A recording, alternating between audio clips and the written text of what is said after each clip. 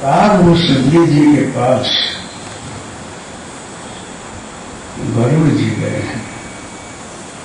सदगुरु तत्व में आज आपको बता रहा हूं कि ताब वो सिद्धि जी के पास गरुड़ गए हैं। मैं उदाहरण दूं और शास्त्र का प्रमाण लेकर दे रहा हूं। काब कुशली जी गरुड़ को देख करके सम्मान कर रहे हैं कि आओ गरुड़ बैठो, आप पक्षियों के राजा हो, पधारो, बैठाए। आप किस लिए पधारे हो? बोले कि महाराज आपको सब ख्याल है, लेकिन मैं बहुत भ्रमित हूं, इसलिए आपके पास आया हूं। मेरे को संशय सर्प ने काट लिया है। सर्प संशय सर्प के दंश से मैं व्यग्र हूं। तो बोले कि आप तो गरुड़ हो, गरुड़ जी के नाम से सर्प का जहर निकल जाता है, सर्प भाग जाते हैं, लेकिन संशय सर्प जो है उससे गरुड़ जी परेशान है। क्यों? बोले कि मेरे ऊपर भगवान सवारी करते हैं, मैं 24 घंटे उनके सानिध्य में रहता हूं,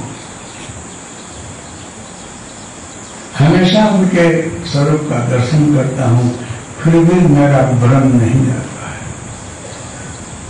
कभी कभी क्या है कि आप कहीं भी जाओ, मंदिर में जाओ, मस्जिद में जाओ, देरासर में जाओ, किसी संत के पास जाओ, तो कुछ शंकाएं तो रहती है, भ्रम रहता है।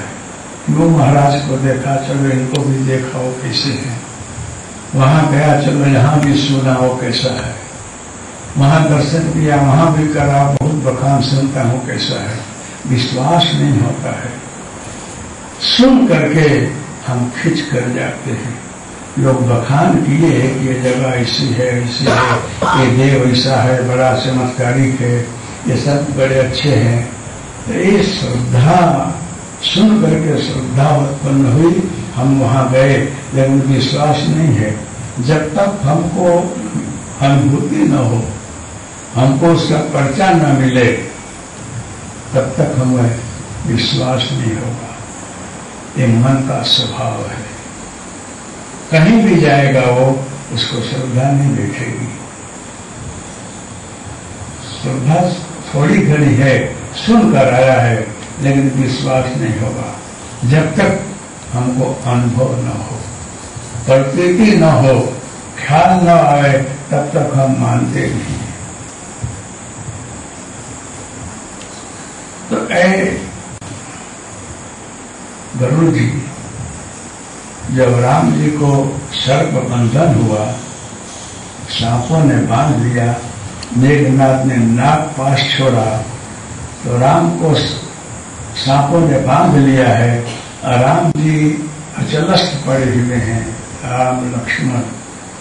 उसमें हमारे पास हनुमान जी, नारद जी सब आए कि राम पर संकट पड़ा है, आप चलो उसका निवारण करो। तब से मेरे को संशय ग्रसित कर लिया है। मैं सोचा इतना सामर्थ्यवान प्रभु राम, जो खुद विष्णु के अवतार हैं, सर्वत्र व्याप्त हैं, सर्वशक्तिमान हैं, उनको बंधन क्यों? उनको मेरी जरूरत पड़े, मैं जाऊं तो कष्ट दूर हो। ऐसा मेरे अंदर भ्रम हो गया। अब मेरे आने से सांप चले गए, उनको मैं खा लिया, राम मुक्त हो गए और युद्ध किया, रावण का वध किए, सीता जी को लाए, सब हुआ।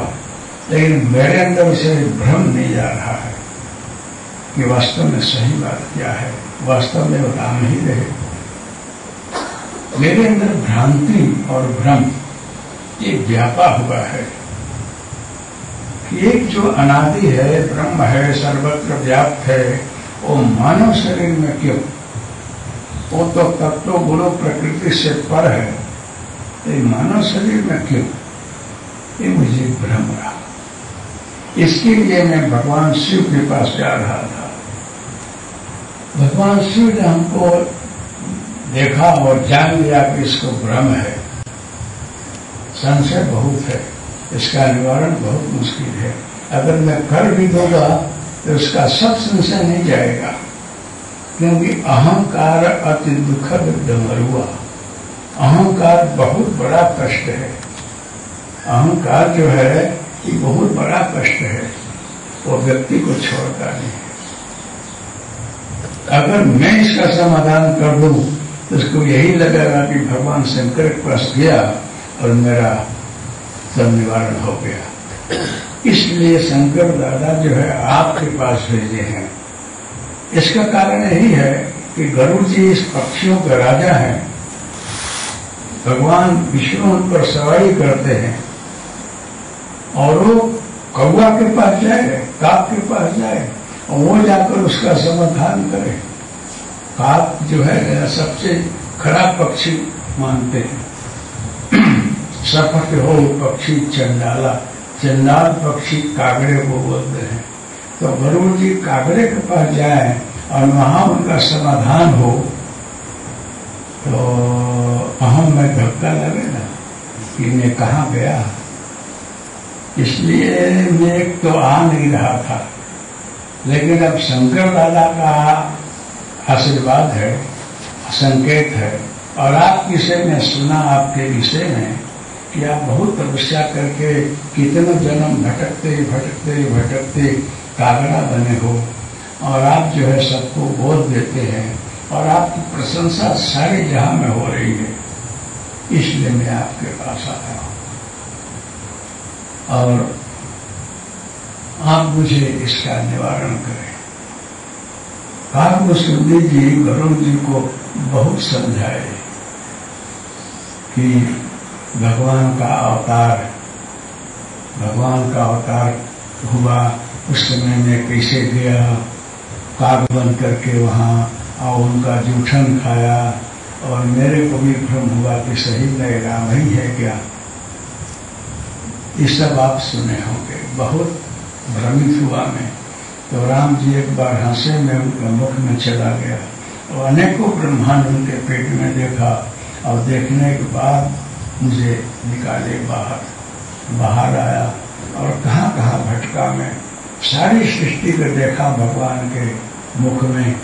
तब मुझे ख्याल आया कि ये परमात्मा है, कुछ लीला किए लिए और कुछ जगत को बोध देने के लिए, सृष्टि का भार हरण करने के लिए ये आए हुए हैं।